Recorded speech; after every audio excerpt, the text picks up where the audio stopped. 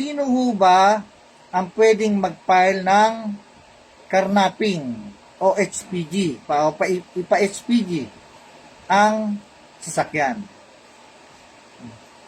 Ang pwede bang magpa-file ng karnaping ay yung bangko? Pwede bang mag-file ng karnaping ay yung pumupunta sa inyo? So, sino ba talaga ang pwedeng mag-file ng karnaping o kaya alarma, no, pagkadating sa sasakyan?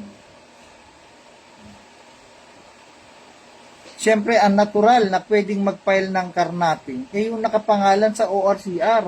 Kasi kung titingnan ninyo, pwede mo bang ipa-alarm ang isang sasakyan under your name, tapos ikaw ang gumagamit? So, siyempre malabo. Pwede mo bang, parang sa madaling sabi, pwede mo bang karnapin ang sarili mong sasakyan? Di ba hindi? Malabo mong karnapin sarili mo sasakyan. Nakapangalan sa iyo yan eh. Tapos may magsasabi sa iba, ipapa-alarm nila. Oh. Paano nila na ipa-alarm? Paano nila ipapa-HPG?